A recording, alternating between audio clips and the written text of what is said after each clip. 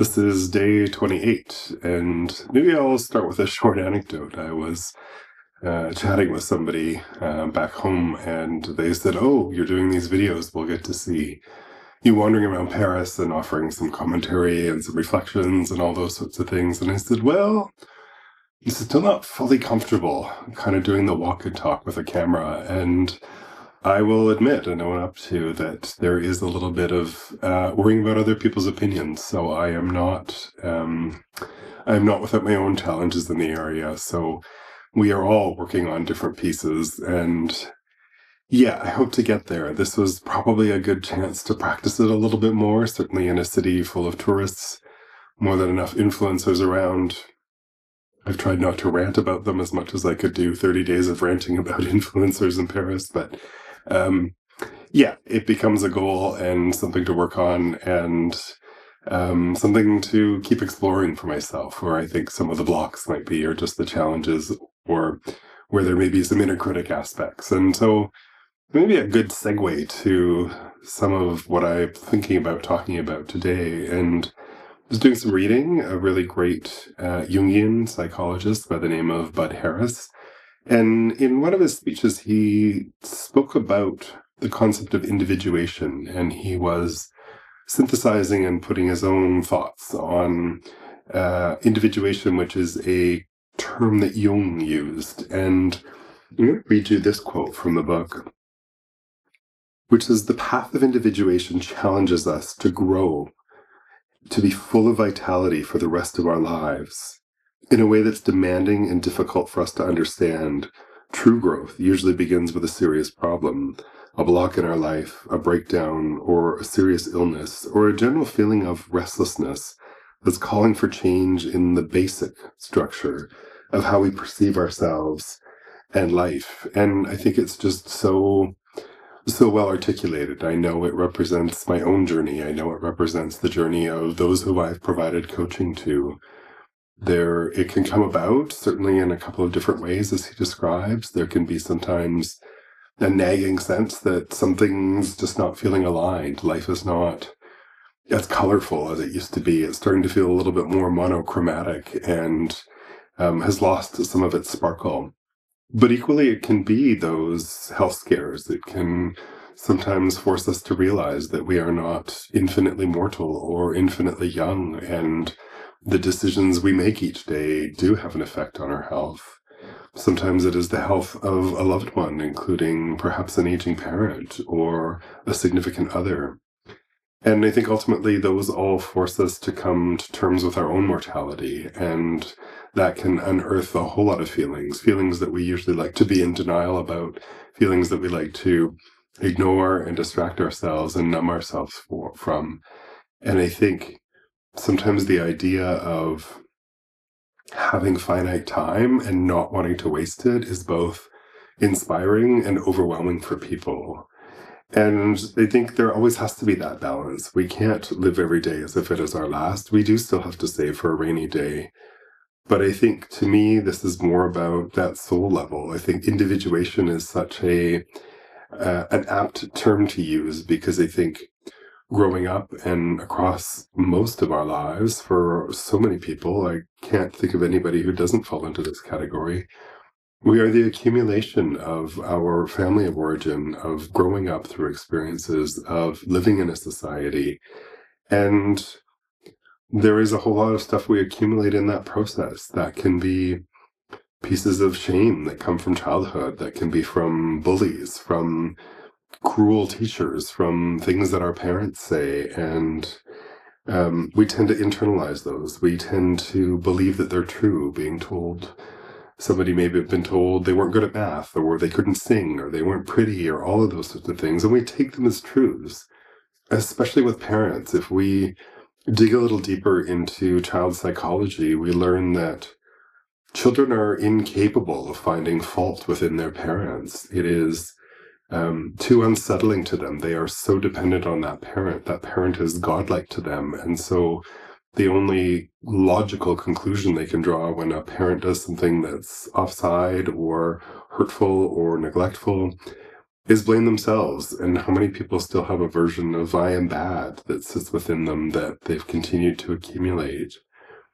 And beyond that, we live in a wider society that very much carves out a path and perhaps prioritizes or seems to suggest value for some aspects over others.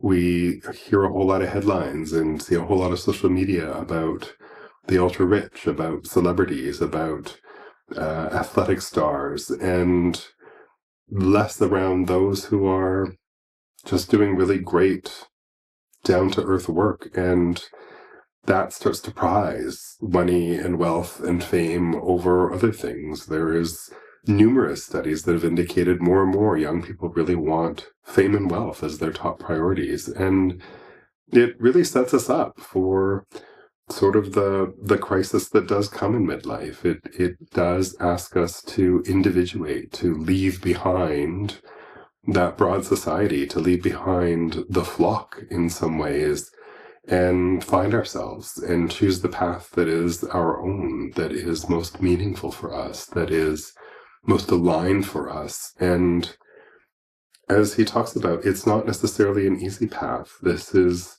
I've said all along, this is never going to be an easy self-help. Just do this and it'll all be fine. This is deep soul searching. This is making critical decisions about the pathway forward for your life, and often excruciating decisions, because sometimes those misalignments are significant and their effects of choosing self and alignment are somewhat destructive. They are not insignificant by any means. And yet it is a process that calls to us. I think once that individuation process is started, in some ways there is no turning it back. We can continue to try to ignore it, to numb it out, to distract ourselves.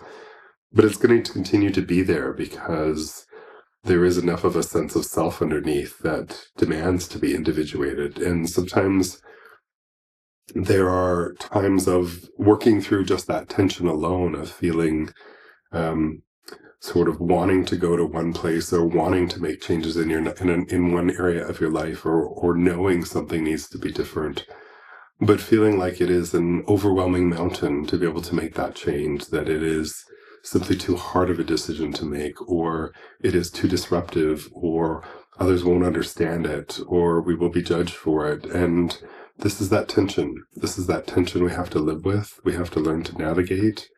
And ultimately, when we do the work, over time, we do find that individuation.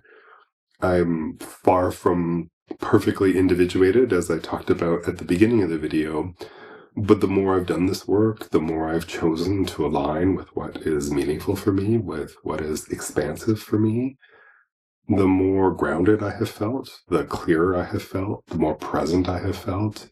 And those have been big aspects of this trip. I am able to have a level of profound enjoyment of this experience at a far deeper level than I would have been a couple of years ago, because a whole lot of that old script is not running through my head and weighing me down and taking my energy. And often that's quite an unconscious process. We don't even realize those scripts are running through our head.